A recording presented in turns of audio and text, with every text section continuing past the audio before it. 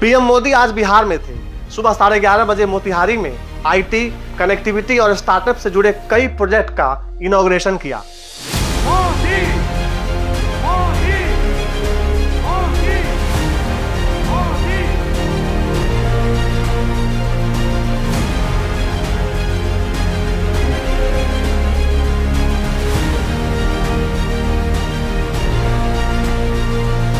PM करीब 1.5 महीने बाद बिहार आए थे और उन्होंने इस दौरे को ऐतिहासिक बताया।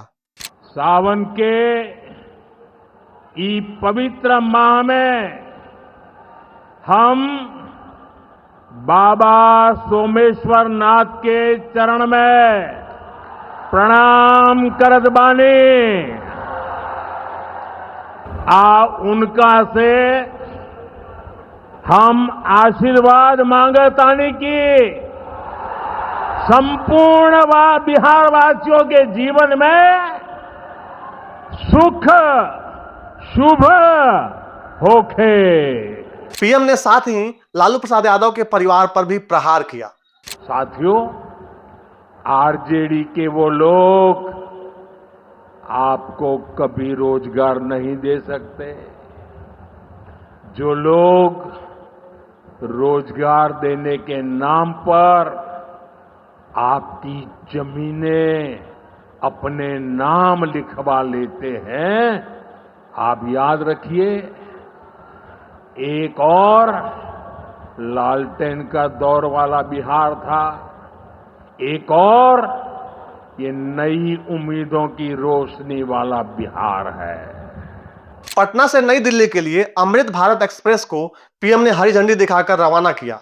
उन्होंने कहा कि इस प्रोजेक्ट से बिहार के लोगों के लिए नए अवसर खुलेंगे।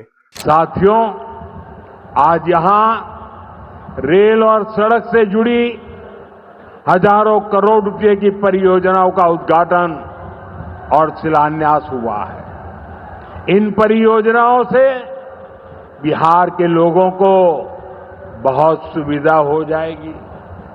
देश के अलग अलग रूट पर अमृत भारत एक्सप्रेस को हरी झंडी दिखाई गई है। मोतिहारी बापू धाम से दिल्ली आनंद विहार तक भी अब सीधे अमृत भारत एक्सप्रेस चलेगी।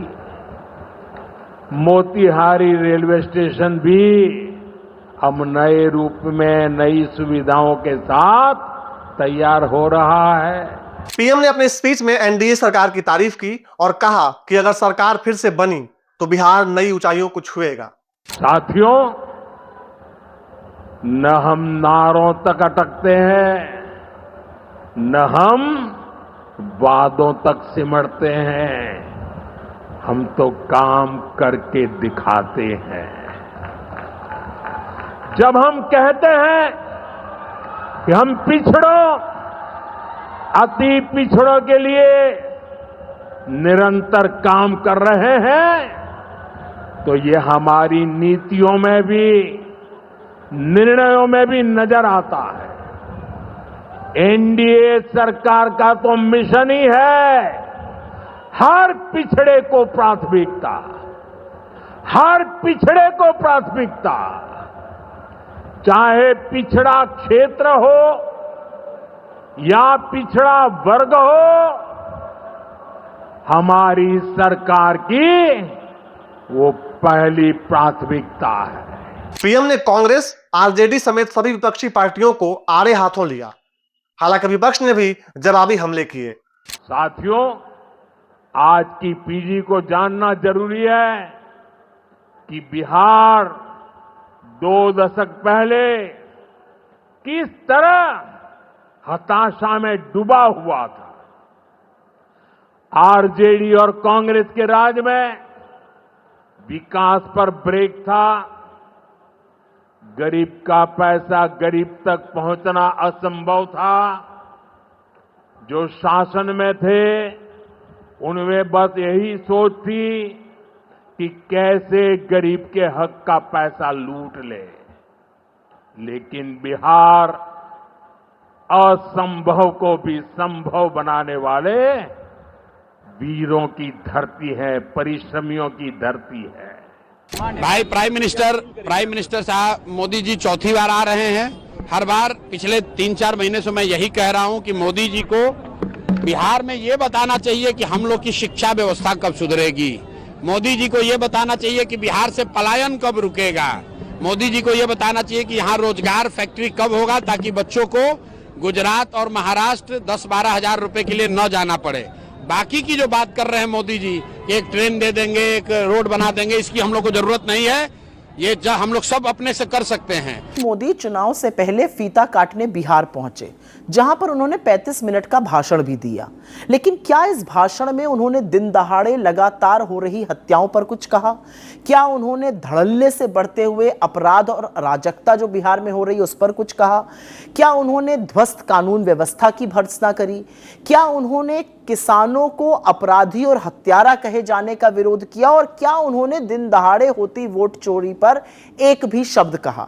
इन सब सवालों का जवाब नहीं है, क्योंकि इन सवालों का जवाब देने के लिए नैतिकता और हिम्मत चाहिए, जिन दो चीजों से नरेंद्र मोदी जी का दूर दूर तक कोई वास्ता नहीं। दोस्तों, पीएम मोदी का दौरा ऐसे समय में हो रहा है जब बिहार में राजनीति चरम पर है। एक तरफ चुनाव आयोग के कार्यक्रम SIR को लेकर गहमागहमी है, तो दूसरी ओर बिहार अपराध को लेकर भी चर्चा में है। हाल ही में पटना के पारस अस्पताल का शूट आउट तो आपने देखा ही होगा। किस तरह से अपराधी ICU में घुसकर चंदन मिश्रा नाम के एक शख्स की गोली मारकर हत्या कर देते हैं। घटना का यह वीडियो सोशल मीडिया पर बहुत वायरल हो रहा है। इस घटना को लेकर पूरा विपक्ष नीतीश सरकार पर हमलावर है। अब देखना होगा बिहार में पीएम का यह दौरा NDA के लिए कितना फायदेमंद होता है।